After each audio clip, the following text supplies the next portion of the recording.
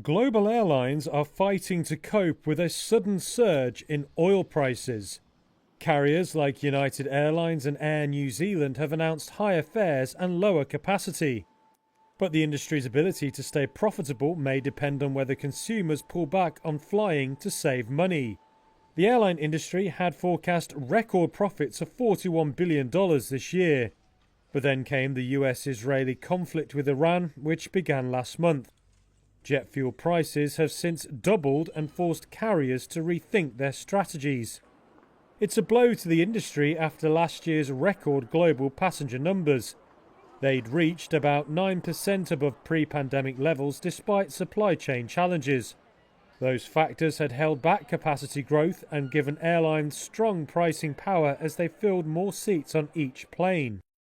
But the scale of the rises needed to make up for the jet fuel price surge is huge, particularly at a time when consumers face pressure from higher gasoline prices which could hit their spending. One analyst argued the only way to get prices up is to lower capacity. United Airlines CEO Scott Kirby told ABC News last week fares would need to rise 20% for the airline to cover the higher fuel costs. Hong Kong's Cathay Pacific has lifted fuel surcharges twice in the last month. From Wednesday, a return trip from Sydney to London will have an $800 fuel surcharge. Analysts believe low-cost carriers could struggle the most. Their passengers are more price-sensitive than the corporate and wealthy consumers who have been targeted by premium rivals like Delta and United Airlines.